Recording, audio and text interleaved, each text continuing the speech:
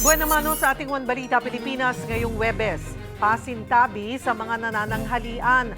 Samut-saring imported na karne natagpo ang nabubulok at inuuod na sa isang bodega sa Marikina. Ang ganyang klaseng karne na ibenta na raw sa iba't ibang lugar sa Luzon.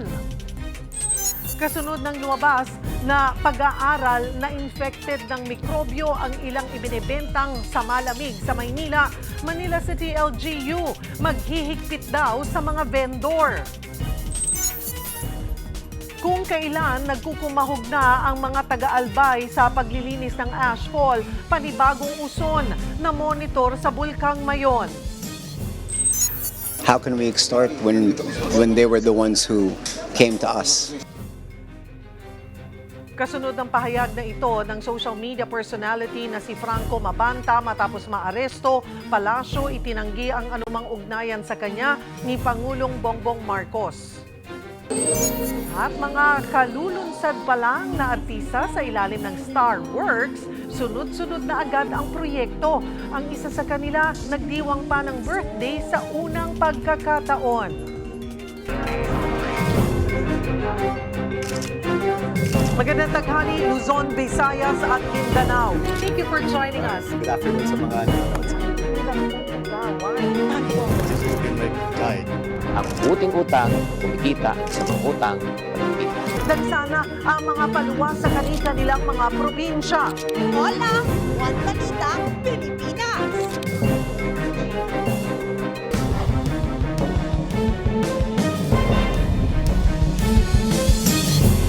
Magandang taghali, Luzon, Visayas at Mindanao.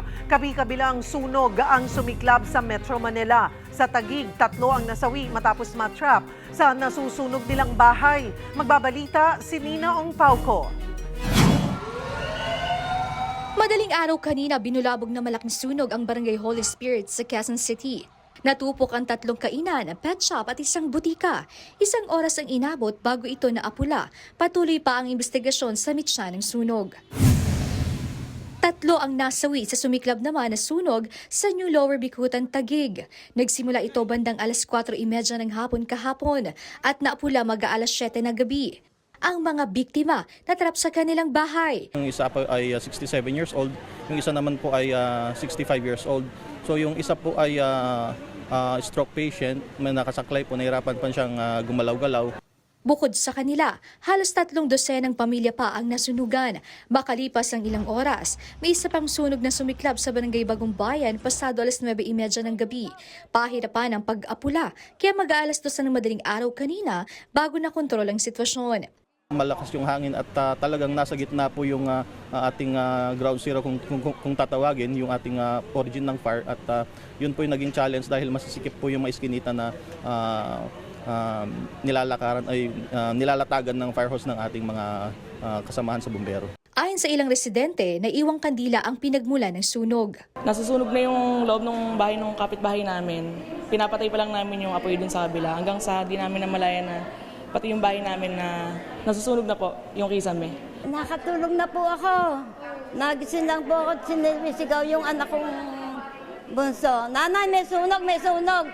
Nailikas na ang mga nasunugan sa Taguig City Community and Evacuation Center. Sa Parañaque, kanya-kanyang salba ng gamit ang mga residente ng Barangay San Antonio nang sumiklab ang sunog pasado alas 11 kagabi. Mabilis kumalat ang apoy dahil gawa sa light materials ang mga bahay. May isa namang lasing na naitulak at nasugatan sa gitna ng pagmamadali ng mga residente. Meron ding hinimatay sa kakapanik. 3 ang kinakailangan ng atensyong medikal at maayos na ang lagay. Posible naman na maapula na ang sunog sa Navota Sanitary Landfill sa loob ng 4 hanggang 5 araw ayon sa MMDA. Malaking tulong daw ang pagpasok ng mga eksperto sa disaster relief mula sa Japan. 44 hectares ang lugar at kinakailangan takpan ito ng 200,000 tonelada ng lupa. Pero dagdag pahirap ang mainit na panahon sa pag-apula sa natitirang 20% ng landfill na umuusok pa. Ayon naman sa DNR, maayos na ang kalidad ng hangin sa ngayon. Kapatid, para sa 1PH, Nina Ong Pauco, News 5. Pasintabi po sa mga nanananghalian, inuuod na at iba na ang kulay ng mga frozen meat na nasabat ng mga otoridad sa isang warehouse sa Marikina. Ang mga karne na ito ibinebenta raw ng mas mura. Magbabalita si Brian Castillo. Pagsalakay ng mga pulis sa warehouse na ito sa Barangay Tanyong, Marikina City, tumambad ang tambak na imported na karne ng manok, baboy at baka na nakatago sa gawa-gawang cold room. Siniyasat ng mga taga National Meat Inspection Service o NMIS at nadiskubre na ilan sa mga karne. 2024 pa ang expiration date. Iba na ang kulay ng ilan at ang iba pinamahayam pa ng mga nagtataba ang uod pero hindi agad umaalingasaw. Pinahuhugasan po nila yan para magmukhang bago. So, hinuhugasan po nila ng tawas accordingly. Saka po nila nire-repack and from there po, may mga nilalagay po silang mga sticker po. Tinatayang nasa 13 tonelada ng karne ang nasabat mula sa warehouse. Ikinasa ang operasyon matapos magsumbong ang isang customer dahil sira raw ang karneng nabili niya rito. Napag-alamang imported frozen meat ito na ibinabagsak sa ilang lugar sa Luzon, kabilang na ang Isabela, Pampanga, Bulacan, Mindoro at umaabot pa hanggang sa Bicol. Marami ang naiengganyong bumili dito dahil mura, pero wala silang kamalay-malay sa nakasusukang lagay ng karne. Ito yung mga expired po na mga karne na may mga label po siya na galing po siya ng Brazil, may galing po ng US, may galing po ng Spain. 12 tauhan ng warehouse ang inaresto, kabilang na ang may-ari. Tumanggi na silang humarap sa kamera para magpaliwanag. Mahaharap sila sa kasong paglabag sa Food Safety Act at Meat Inspection Code of the Philippines. Kapatid para sa 1PH, Brian Castillo, News 5.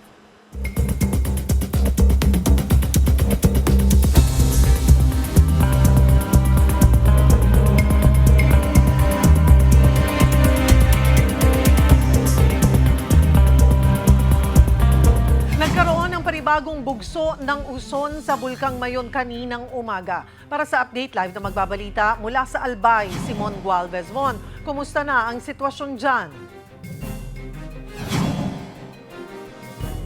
Nako Cheryl, nagkasabay-sabay ang mga hamon na kinakaharap ng mga Albayanon dito nga sa probinsya dahil sa bukod sa pag-aalboroto ng Bulkang Mayon na kanina nga eksakto 8:39 ng umaga, nagtala na naman ng panibagong pyroclastic density current o yung tinatawag nga na uson na mabilis na pagragasa pababa ng mga pinagsama-samang abo, bato at gas mula sa bulkan. Ito ay nagdulot din ng mga ash plume pero hindi ganoong bumagsak sa kalupaan dahil sinabayan din naman ito ng buhos ng ulan. Ilang oras din talagang inulan itong malaking bahagi ng Ginubatan, ng Kamalig at maging ng Legazpi City, mga lugar kung saan talagang bumagsak ang makapal na abo nitong weekend. Kaya kung mapapansin mo, tayo hindi na nakasuot ng face mask dahil halos basa pa yung mga kalsada at mga kabahayan dito sa lugar. Bagay na malaking tulong naman daw kahit papano sa mga residente para yung mga abo na nasa mga puno, nasa bubungan, maianod na or ma-wash out kahit papano dito nga sa dinaranas na ulan. Pero ang problema kapag natuyo ulit ang mga ito, yan yung putik naman nakakaharapin ng mga residente at talagang mabigat daw kapag pinapala itong mga naturang abo na magiging putik eventually. So ito yung kailangan talagang paspasan ng mga otoridad sa paglilinis. Ngayong araw kasi sinimulan na yung Food for Work program ng LGU naman ng Kamalig. Cheryl. And speaking of that, paano yung magiging sistema nito?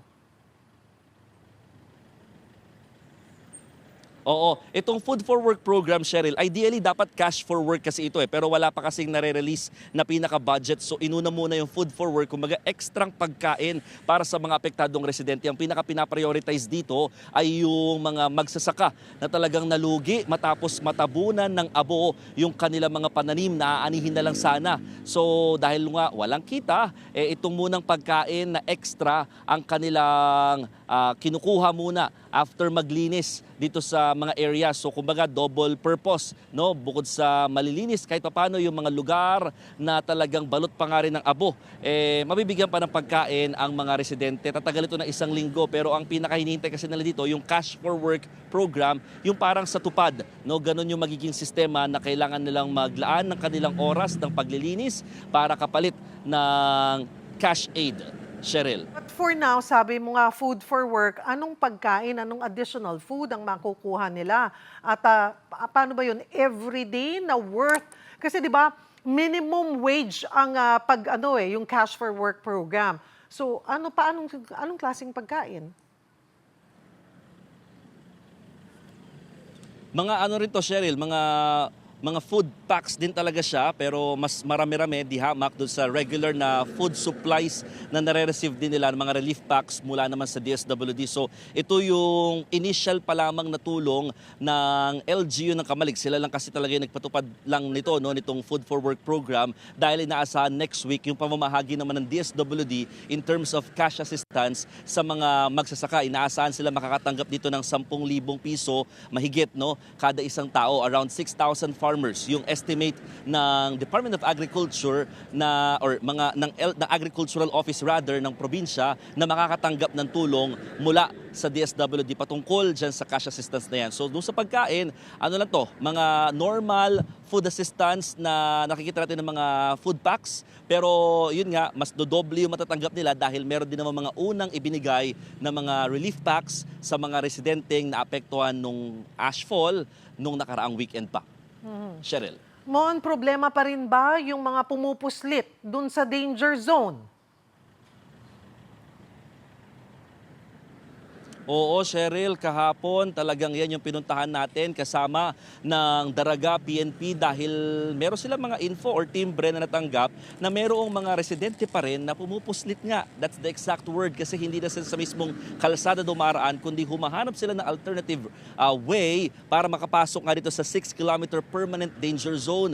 Ang sinasabi kasi nila talaga, gusto nila matignan pa rin kahit paano yung kanilang mga pananim at mga alagang hayop. Ngayon kasi mahigpit na ipinagbabawal ang anumang human activity sa loob ng 6-kilometer permanent danger zone dahil nga dito sa mga banta ng uson na very dangerous at hindi talaga matatansya ng mga residente kapag yan ay umagos ng mabilis pababa mula sa bulkan. May mga naabutan nga tayo kahapon doon sa mismong loob pa ng 6-kilometer permanent danger zone at yung mga nasa few steps away from the 6-kilometer permanent danger zone nandun pa rin nananatili kahit may banta. At andito ngayon yung mga defense or parang paliwanag nila.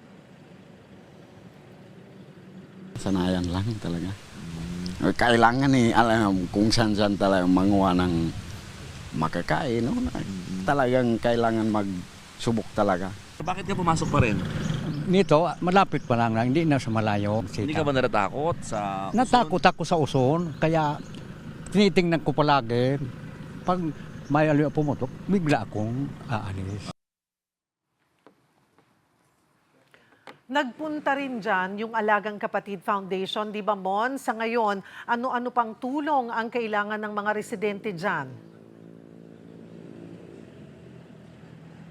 Yes, Cheryl, kagabi talagang dumating na rin ang team ng Alagang Kapatid Foundation dito nga sa lugar, no, para nga magbigay ng tulong sa mga apektadong residente, hindi lamang ng ashfall kundi ng patuloy na pag-aalboroto pa nga rin nitong Bulkang Mayon. So dala ng Alagang Kapatid Foundation bukod sa mga N95 face mask na kanilang pinamimigay sa mga residente maging sa mga motorista, meron din silang mga dala na pagkain, may mga tuwalya, may mga sheets at saka mga gatas. At ang pinaka-exciting dito yung entertainment kahit papano at maibsan yung lungkot ng mga residente na nasa mga evacuation center dahil hatid din ng Alagang Kapatid Foundation ang libreng panonood ng mga programa naman ng Kapatid Network ng TV5. So yan yung mga inaabangan ngayong araw na pag-set up sa mga evacuation center. Mahigit 1,000 pamilya pa rin kasi ang nananatili sa mga evacuation center dahil nga bukod sa yung ilan nakatira sa 6-kilometer permanent danger zone, yung iba hindi kinakaya yung makapal na abo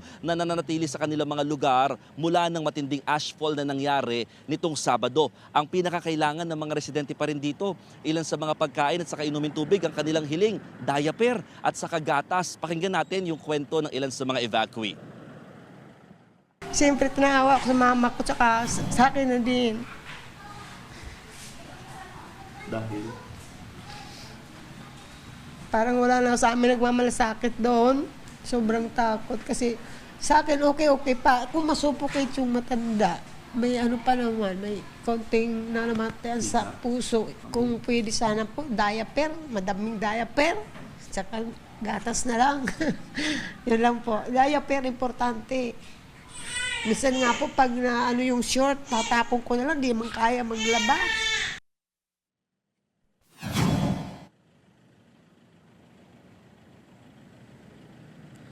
So yan, Cheryl, no, talagang ilan yan sa mga panawagan at ilan din ito sa mga bit-bit na ng Alagang Kapatid Foundation na mag-iikot hindi lamang sa mga evacuation center kundi pati na rin sa mga lugar na hindi agad inaabot ng tulong ng pamahalaan. Yun ang inuuna kasi ng ACFI para sabay-sabay mahatira ng tulong ang ating mga kapatid na apektado ng ganitong klaseng kalamidad.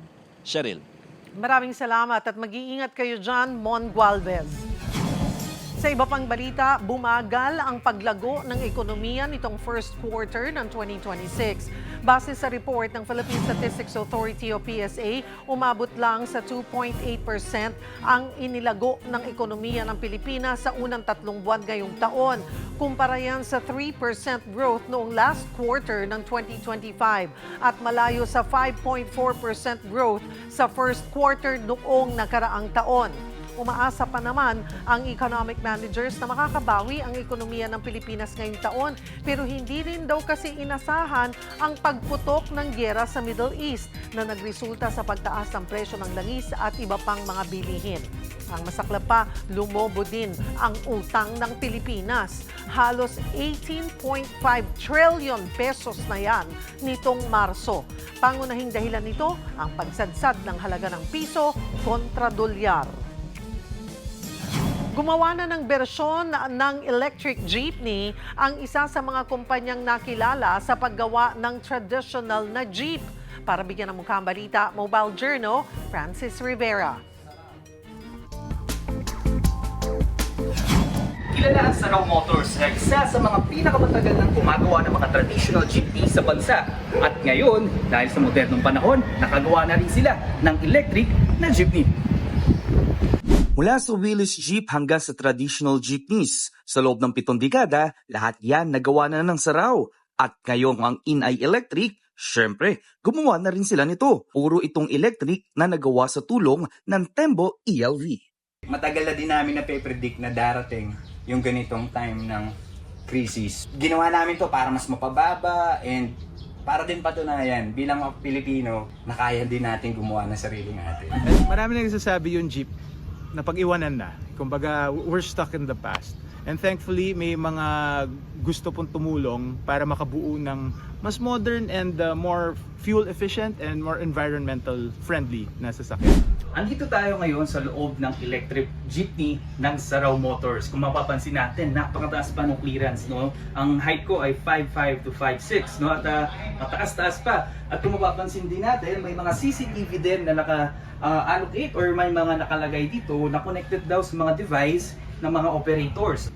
At dito ay ang kakaibahan naman dito, hindi na siya manual. Automatic transmission na siya. At marami ng mga features dito, gaya na lang ng Eco Mode, kung saan napakatahimik ng makina.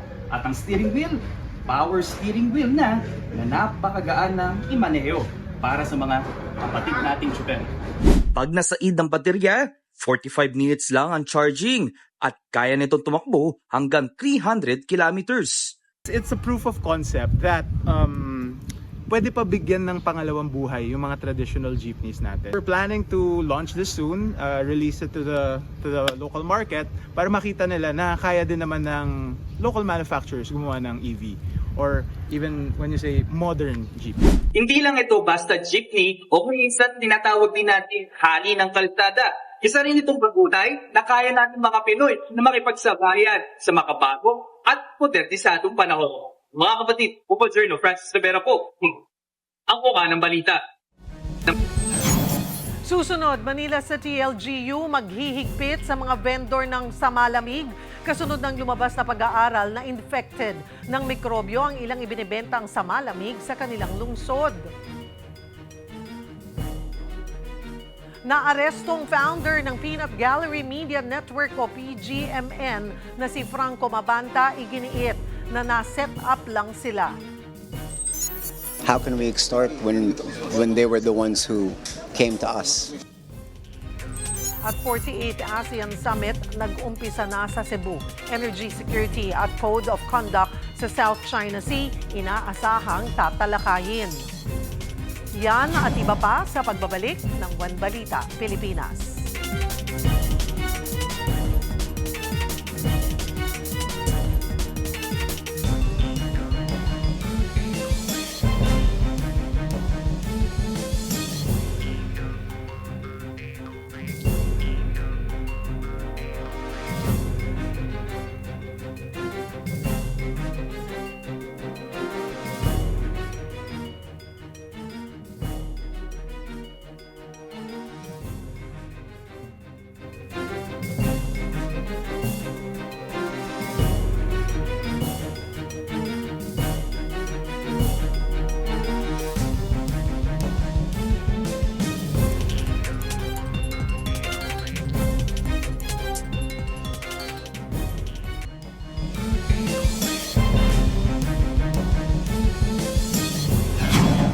Itinanggi ng palasyo na kaibigan ni Pangulong Bongbong Marcos ang founder ng Peanut Gallery Media Network na si Franco Mabanta na naaresto dahil sa umano'y robbery extortion. Sabi naman ni Mabanta, set up lang ang nangyari. Magbabalita si Gio Robles. It's not true. That's it. So hindi kayo nag-extort No. 300 million pesos? No, definitely not. How can we extort when they were the ones who came to us?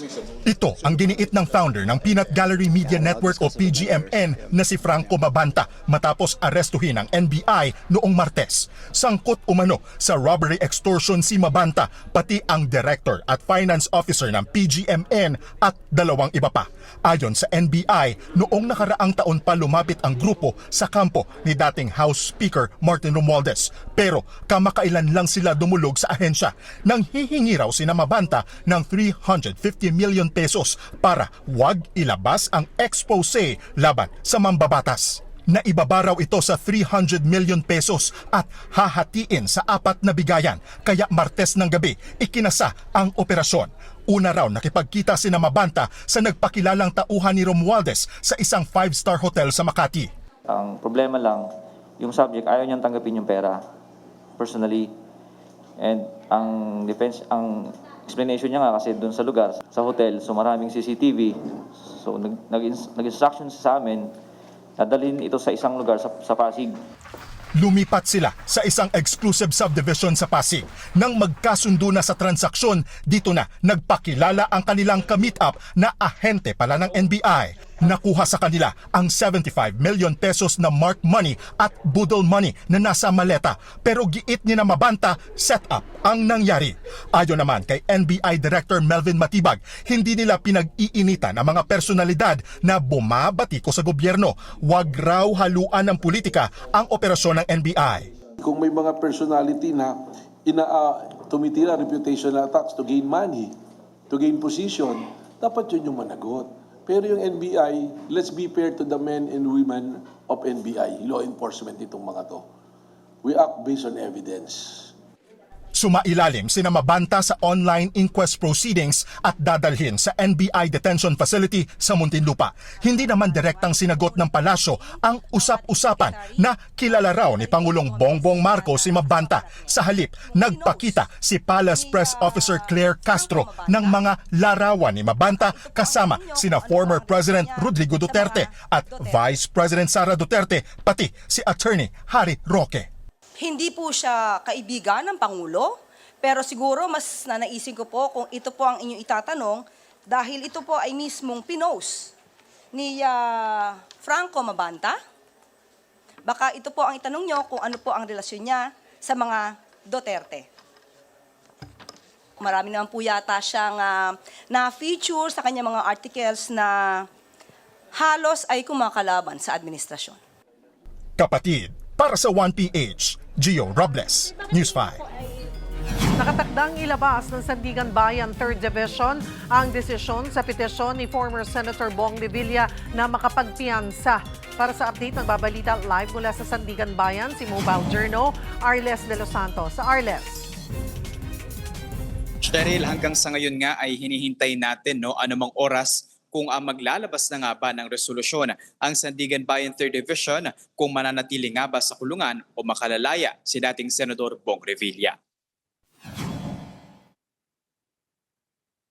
Hinihintay pa rin ni Attorney Rody Anthony Balisi, Legal Counsel ni dating Senador Bong Revilla Jr. ang resolusyon ng 3rd Division ng Sandigan Bayan para sa petition for bail nito sa kasong malversation of public funds through falsification of public documents. Kaugnayan ng umano'y Ghost Flood Control Project sa Pandi, Bulacan na nagkakahalaga ng 92.8 million pesos. Matatandaan na ininspeksyon mismo ng mga husgado ang lokasyon ng proyekto pero walang natagpo ang anumang istruktura kahit sinasabing 95.17% na ang completion rate nito sa loob lamang ng 21 araw. Kung sakaling pagbigyan Cheryl ang petisyon ni Revilla, itatakda ng 3rd Division ng Anti-Graft Court kung magkano ang piyansa ng dating senador para sa pansamantalang paglaya nito. At kung ibasura naman ang petition for bail, mananatili si Revilla sa New Quezon City Jail sa Payatas. Matatandaan din na sa pagdinig, ipresenta ng prosekusyon ang 20 mga testigo kasama ang mga state witness na sina Sally Santos at Gerard Opulencia. Matatandaan din na humarap dito si dating DPWH Undersecretary Roberto Bernardo na nagsabing 3 beses umano siyang nag-deliver ng pera kay Revilla kasama ang pondo para sa subject project ng malversation case. Sa kabila niya, nakaantabay, naghihintay at nananalangin ang kampo ni Revilla para sa resulta nito. Makailang ulit na rin, itinanggi ng dating senador ang mga akusasyon laban sa kanya. Cheryl, sa usapin pa rin ng flood control ay inaasahan natin kung magbibigay nga ba ng tugon ang Office of the Ombudsman kung sakali na ipasa o ibigay na sa kanila ng Senado ang resulta or initial findings ng investigasyon ng Senate Blue Ribbon Committee hearing. Yan muna ang latest mula rito. Balik sa iyo, Cheryl. Maraming salamat, Mobile Journal, Arles de los Santos. Samantala, nilinaw ng lokal na pamahalaan ng Maynila na hindi naman tumaas ang kaso ng diarrhea sa lungsod sa kabila ng nabistong mga kontaminadong inumin na nilalako sa ilang mga tindahan sa Tondo.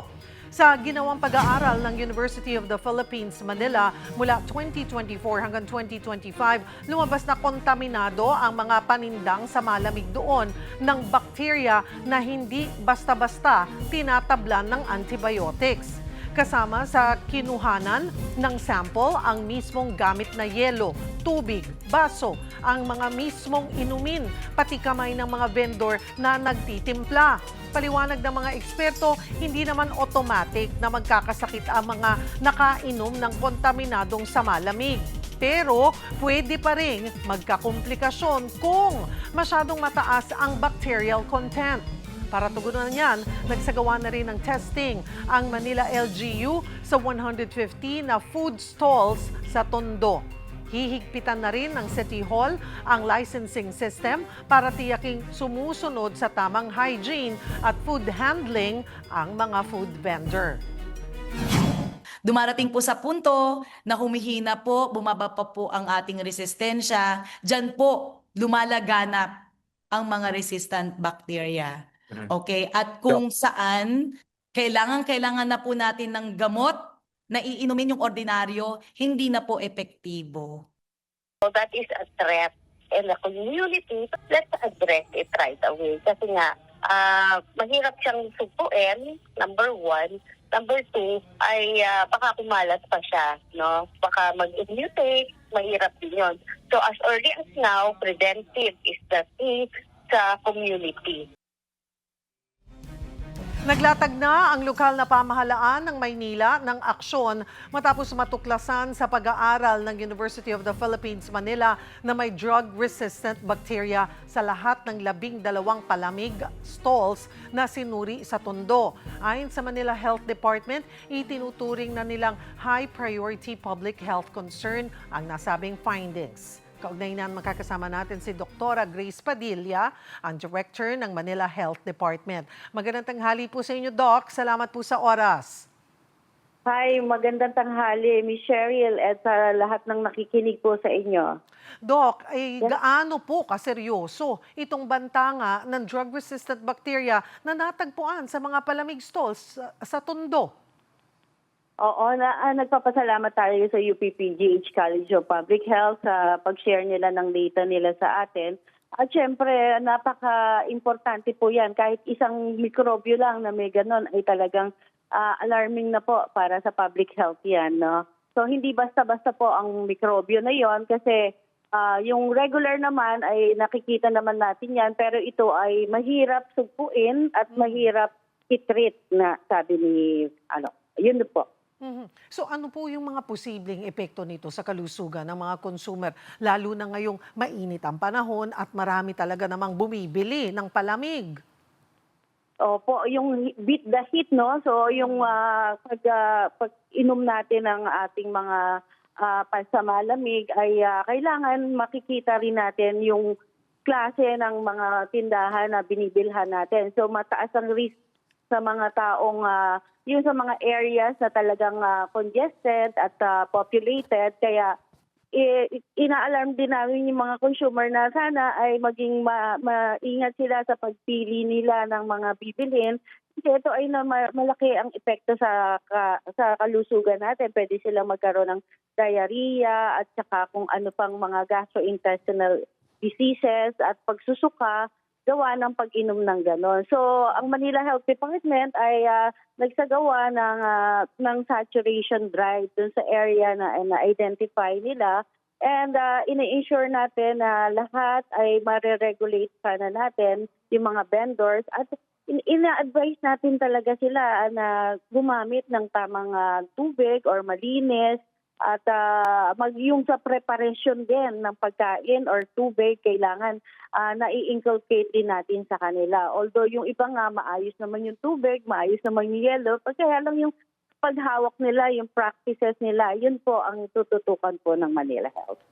May naitala na po ba, Doc, na kaso ng sakit o impeksyon na posibleng konektado po dito sa contaminated palamig?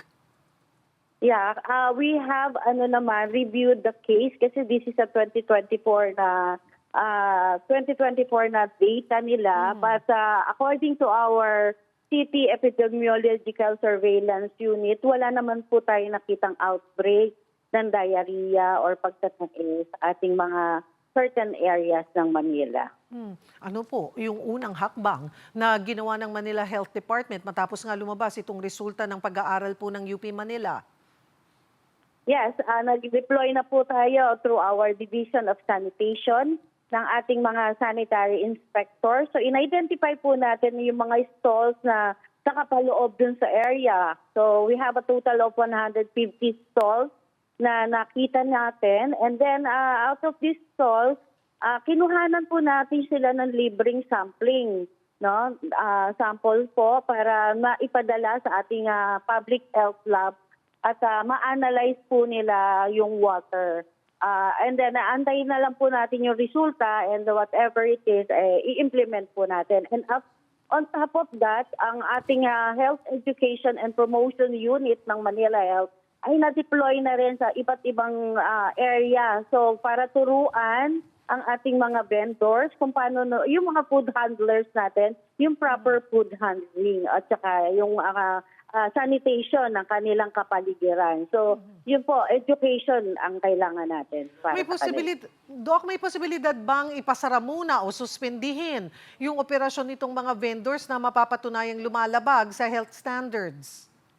Hindi naman po ganun. Kasi patuloy ang pagtuturo natin sa kanila. Kasi naman, kabuhayan nila to. Itatama lang po natin yung kabuhayan. Hindi po naman natin sila isasara or what, tuturuan pa po natin, tututukan natin at tuturuan sila ng paano gagawin ng tama yung kanilang pag-handle ng pagkain.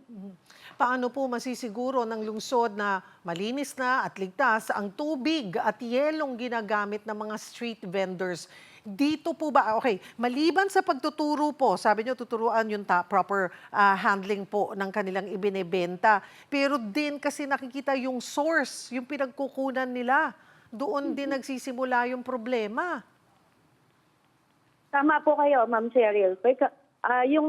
Regarding sa mga yelo, yung mga business owners naman nito ay kumukuha ng business permit dito sa ating Manila City Hall. So kasama doon ang sanitary permit at saka water potability testing na sinasubmit nila bago sila makakuha ng business permit.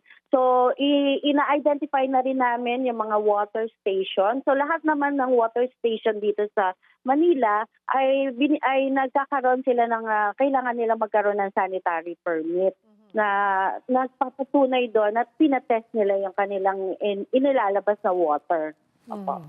Siguro mas stricto na lamang din po, kabilang nga dun sa hakbang ninyo, yung mandatory hygiene training ng mga vendors. So paano yung magiging proseso? Kailangan dumaan sila dito at saka sila magkakaroon ng certification and then pwede na silang magpatuloy sa pagbebenta po ng palamig? Ganun po ba yon? Actually, parang culture na rin natin yan, no? Mahirap para mag-implement ng ganyang change in culture or attitude or practices.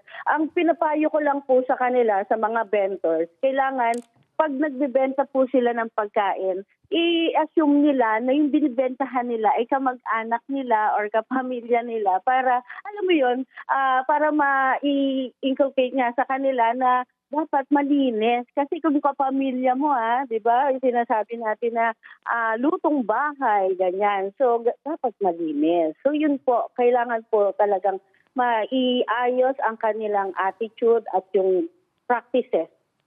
So, yun po. With these findings po, ito ay Tondo area lamang. Parang sa lahat naman dito po sa ating bansa, talagang lahat ng lugar, meron kang matatagpo ang may sa malamig. Diyan po sa Maynila, with this po, so pinapacheck na natin lahat ng areas na may nagtitinda po ng sa malamig? Inuna lang po natin yung ating appointed na or na designate na may bacteria, no? So, ang plano po natin, baka natin yan sa lahat. Pero ang importante po dito is yung education at pagbabago ng kanilang practices. Ito po is some sort of awareness sa ating mga sa malamig vendors na yun nga, maging malinis at kasi pwedeng siya yung maging source ng public problem natin na diarrhea or outbreak. Ano rin po ang dapat gawin ng consumers para makaiwas sa sakit na maaaring makuha sa kontaminadong inumin o pagkain? Yes, malaking importante po ang mga consumers dito kasi nasa kanila yung choice, no? Kasi kung yung high risk yung risk po ng magkaroon sila ng sakit ay depende doon sa pagbili nila kung saan sila bibili. So, titingnan po nila yung area kung sa tingin nila ay may sanitation or at yung iba po kailangan din pong mag-report ng mga ibang maling practices ng ibang vendors. Parang ganun po. So, tulong-tulungan po tayo dito kasi mahirap po talaga ang mag-implement if ever na nandun sa culture natin na yon. Ano po ang mensahe nyo sa mga vendors na nangangambang maapektuhan yung kanilang kabuhayan dahil nga dito sa mas mahigpit na regulasyon? Huwag po silang mag-alala kasi naman po ito, we will just call their attention para kung makita po namin na merong ganon, tuturuan pa rin po natin. But it will not, hindi po naman natin sila pwedeng ipasara kasi kabuhayan po nila yon. Itatama lang po natin at gagawing malinis at tama at maayos po ang pagbibigay nila ng mga pagkain or tubig or mga paninda nila. Marami pong salamat, Dr. Grace Padilla ng Manila Health Department. Samantala, tiniyak ng Department of Migrant Workers na ligtas at maayos ang kondisyon ng 38 Pilipinong tripulante ng cruise ship na may naitalang mga kaso ng hantavirus. Ayon kay DMW Secretary Hans Leo Katdak, walang Pinoy na tinamaan ng naturang virus sa loob ng MV Hondius. Yun nga lang, hindi pa tiyak kung hanggang kailan sila mananatili sa barko at kung kailan sila makakauwi sa bansa. Tiniyak naman ng DMW na may nakalatag ng safety protocols at mahigpit na medical clearance para sa kanila ang Department of Health. Galing Argentina ang barko at papunta sana sa Spain nang tamaan ng hantavirus outbreak habang nasa biyahe. 3 pasahero na ang naiulat na nasawi. Tiniyak ng DSWD na tuloy-tuloy na tulong sa mga apektado ng pag-alboroto ng Bulkang Mayon. Sa ngayon, higit 1,000 pamilya na ang nananatili sa evacuation centers habang umabot na sa 56.8 million pesos ang halaga ng naipamahaging tulong ng ahensya. Kaugnay niyan at iba pang issue, kasama natin DSWD Assistant Secretary Irene Dumlao. Magandang tanghali po sa inyo, ASEC. Magandang tanghali, Ms. Cheryl. Magandang tanghali din sa lahat ng sumusubaybay ng iyong programa. Kumusta na po ang kalagayan ng mga evacuation centers sa Bicol? Sapat pa ho ba ang espasyo at supply din para doon sa mga lumikas? Yes, at present, Ms. Cheryl, merong 12 open evacuation centers na kung saan mahigit 1,100 na pamilya ang pansamantala po na nanunuluyan dito sa mga evacuation centers. Ang katumbas po niyan, nasa mahigit 4,100 na pamilya. Gayun din po, meron tayong na-monitor na 26 families who are taking temporary shelter naman po sa tahanan ng kanila pong mga kaanak. Ang katumbas naman po niyan ay 85 families. Nagpapatuloy yung distribution ng mga family food packs dyan po sa mga internally displaced persons in coordination with the local government units. Now, doon sa tanungan kung sapat po yung ating pong resources, yes, sapat po. Meron tayong mahigit 4.6 million family food packs na nakapreposition sa iba't ibang lugar, iba't ibang mga warehouses sa ating bansa. Sa katunayan, ang stockpile natin dyan sa Region 5 alone ay nasa around 300,000. At present, nasa mahigit 200,000 ito, but we're in the process of replenishing our stockpiles para matiyak na sapat yung ating pong mga kakailanganing tulong, and at the same time, maging mabilis yung distribution po nito sa ating mga affected na mga kababayan. Bukod po sa food assistance, mayroon po bang livelihood o cash assistance na inihahanda na ang DSWD para sa mga residenteng nawala ng hanap buhay dahil po dito sa volcanic unrest? Actually, Ms. Cheryl, ang DSWD ay nagpapatupad nitong emergency cash transfer para doon sa mga kababayan natin na naapektuhan. Itong emergency cash transfer na ito, unconditional cash grants po ito na binibigay natin doon sa mga naapektuhan ng pag-alboruto ni Mount Mayon. Nagkakahalaga po ito ng mahigit 10,000 pesos kada pamilya. Ang computation po niyan ay yung regional minimum wage rate multiplied by 75% and the number of days na ating pong napag-agrihan with the local government unit. Gayon din po, meron din tayong cash for work intervention na kung saan ito ay para sa mga farmers na naapektuhan ang kanilang hanap buhay. Sila po ay yung mga nakatira within the 6-kilometer permanent danger zone but are presently displaced. Ibig po sabihin sila ay nasa mga evacuation camps dahil bawal nga po ang bumalik dun sa permanent danger zone. So ang ginagawa po nila ay iba't ibang mga activities kagaya ng naglilinis doon sa mga evacuation centers, nagpapastol ng mga hayop, nagtatanim din po ng mga iba pang mga halaman. And in exchange ay meron po silang tinanggap na mahigit 13,000 pesos kada isa using the cash for work modality. And sa katunayan nga, Ms. Cheryl, nasa mahigit 56 million pesos na po yung tulong pinansyal na naipaabot natin. Karagdagan sa mga food and non-food items na nai-release. Isingit ko na rin po yung mainit na issue ngayon tungkol sa lifeline subsidy. Ano po ang tugon ng DSWD dito nga sa kumakalat na paniniwala na ang 4 Ps beneficiaries umano ang dahilan ng pagtaas ng singil sa kuryente? Actually, Ms. Cheryl, yung pong lifeline subsidy rate Yan po ay programa sa ilalim ng Department of Energy and the Energy Regulatory Commission. And then ang isa sa mga nagbe-benefit or target beneficiaries po nito ay yung ating pong mga beneficiaryo under the Pantawid Pamilyang Pilipino Program. Batay po sa aming pong monitoring, nasa mahigit 130,000 po na 4-piece beneficiaries of the more than 3 million households ang nakaka-avail po nitong Lifeline-based subsidy. Ilan po dyan ay 100% yung kanila pong discount. Ibig sabihin, ang kanilang pong consumption ay hindi higit sa 50 kilowatt per hour monthly. Yung iba naman po nakakatanggap ng 30% discount kapag yung kanilang monthly consumption ay hindi higit sa 70 kilowatt per hour. At yung naman pong hindi higit sa 100 kilowatt per hour ang kanilang pong consumption kada buwan, 20% yung kanila pong discount. And gaya nga po ng nasamit ko, sabi ko ni Cheryl, nasa mahigit 130,000 lamang po na 4-piece beneficiaries ang nakaka-avail niyan. Most likely sila po ang kanila po mga appliances ay electric fan, yung charger lang para sa cellphone, and then yung mga bombilya sa tahanan. So sabi nga natin, hindi naman po malaki yung pong na-avail ng ating pong mga 4-piece beneficiaries at hindi naman po malaking bilang ang nakaka-access nga nito.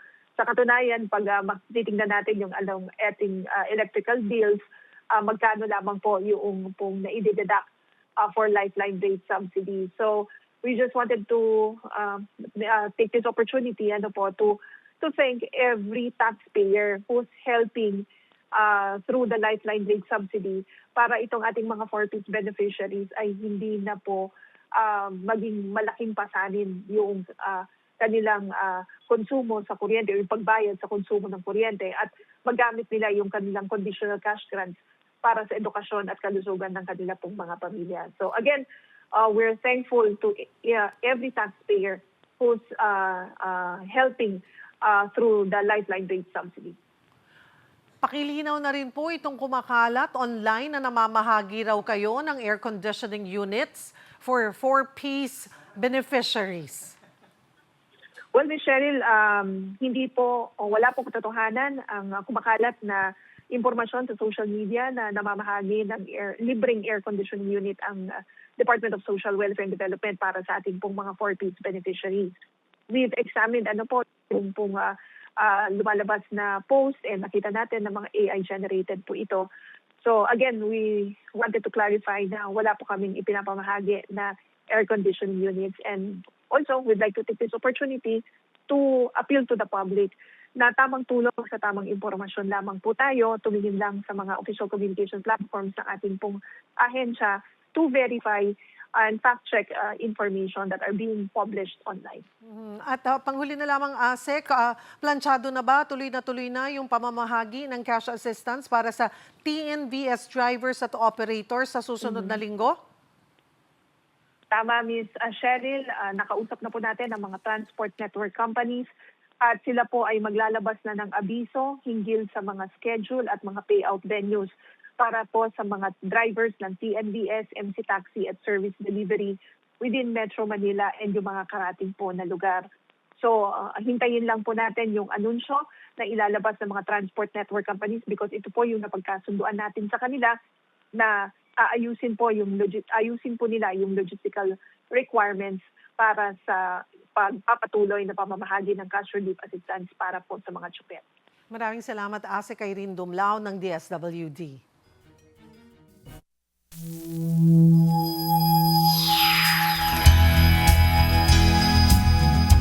Sa formal na pagsisimula ng ASEAN Summit, tinalakay ng mga lider ng iba't ibang bansa ang epekto ng krisis sa Middle East sa rehiyon. Para sa update, magbabalita si One News Cebu correspondent Dale Israel. Dale?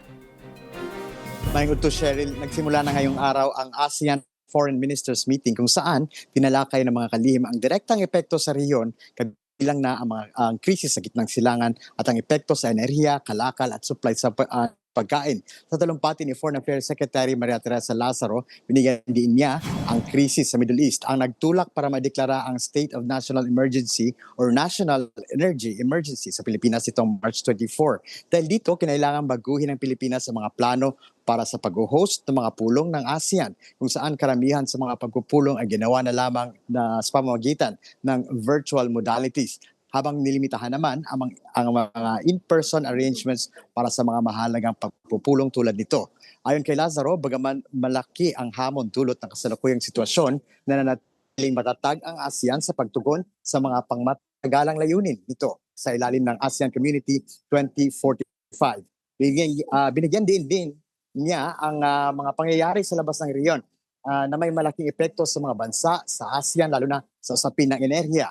Sa kasalukuyan, umaasa ang ASEAN sa pag-import ng halos 66% ng crude oil, kaya malaki ang epekto ng krisis sa pagtaas ng presyo ng langis, kuryente, pagkain at iba pang batayang bilhin.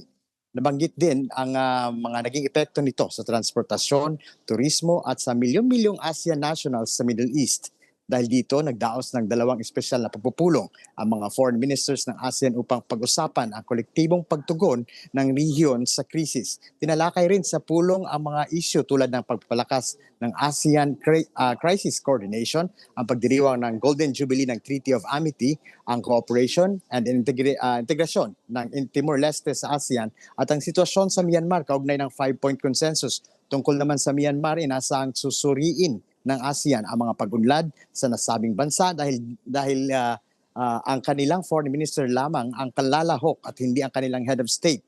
Halos lahat ng mga pinuno ng bansang kasapi ng ASEAN ay dadalo dito sa ASEAN Leaders Summit sa Cebu maliban sa Myanmar. Kagabi ay nasaksihan natin ang pagdating ng Sultan ng Brunei Darussalam na si Sultan Haji Hassan al-Bolkiah kasama ang kanyang anak na si Prince Abdul Matiin sa pamamagitan ng Benito Ebuen Air Base sa Lapu-Lapu City. Siya ang kauna-unahang pinuno na dumating kagabi kasama ang kanilang delegasyon. Dumating din kagabi bandang alas 9 ang Pangulong Bongbong Marcos sa Air Base dito sa Lapu-Lapu City. Nasahan naman mamaya ang pagdating ng iba pang mga pinuno ng bansang kasapi ng ASEAN kasama ang kanilang mga opisyal na delegasyon. Cheryl, mamayang hapon inaasahan ang Economic Ministers Meeting at ang BIMP-IAGA Meeting o ang Brunei, Indonesia, Malaysia, Philippines, East Asian Growth Area na binubuo ng mga piling island regions sa Southeast Asia. Inabangan din ang pagdating ng Prime Minister ng Thailand na si Anutin Charnivarakul bandang alauna ng hapon at muling bandang alas 4 ng hapon para sa mga arrival ng mga pinuno. Kasama rin sa nabinabantay natin ang pagdating mamaya-maya lang ang Prime Minister Kairala Sanana Gusmao ng Timor-Leste. Yan muna sa ngayon dito sa International Media Center. Balik sa iyo, Cheryl. Maraming salamat, One News Cebu correspondent Dale Israel. Susunod, usap-usapan, sagot ni Miss Universe Philippines Bea Windorsky sa mga nang-aasar sa hugis ng kanyang mukha. Okay, go on. Call me Manga. Yan at iba pa sa pagbabalik ng One Balita, Pilipinas.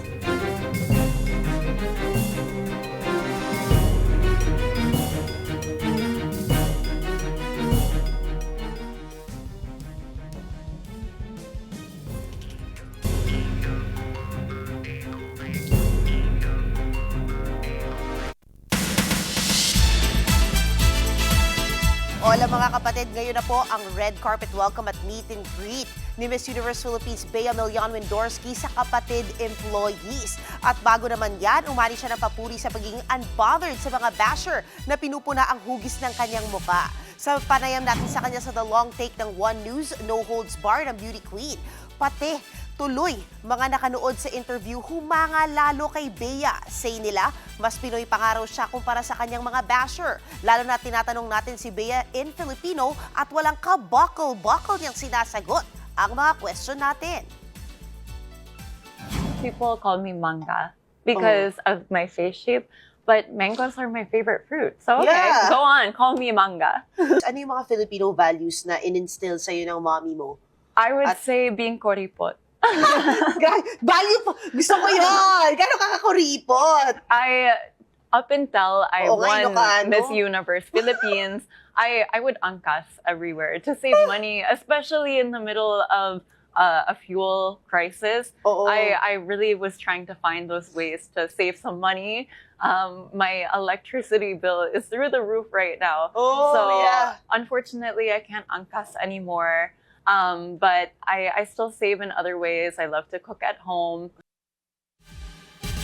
Hindi po siya nag-angkas today, pero nag-TNVS naman siya papunta rito ngayong araw, di ba? O at least, di ba? Nagsasakyan. Pero anyway, mga kapatid, panoorin ang The Long Take with Bea Milian Windorsky, ang ating Miss Universe Philippines sa One News YouTube page at this Friday sa One News sa Signal.